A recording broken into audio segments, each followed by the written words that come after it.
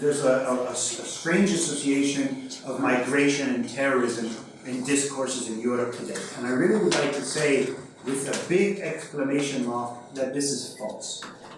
When somebody comes from Syria to conduct an act of terrorism inside, for example, of Europe, they are not a migrant. They were a terrorist before they came. They only used the migration flow in order to access, for example, Europe. But you can see the people who are conducting acts of violence tended to be radicalized before they left the country, before they arrived in Europe. Now, the radicalization in Europe is mostly of people who have been here for a generation or 2 generations. And so it's a different question about migration and terrorism rather than integration and terrorism. And this is another issue that, of course, downstream needs to be dealt with fundamentally.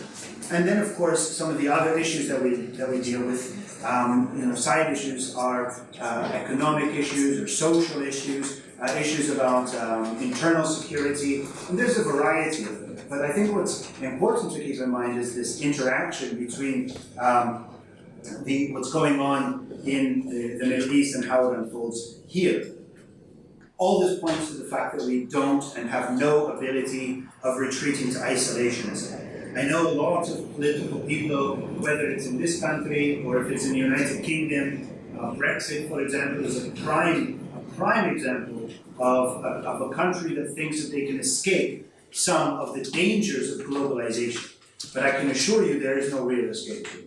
Unless you really build the walls, unless you really start enforcing them. But then you're retreating not only from international politics, but I assure you you're retreating also from globalization, be it economic globalization, as well as social and political globalization.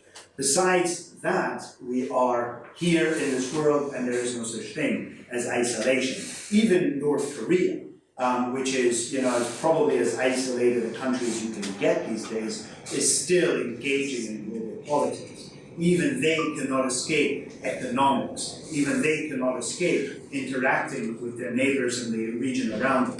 So I think it's quite a luxury for us to imagine that isolation of Europe from the region around it is possible.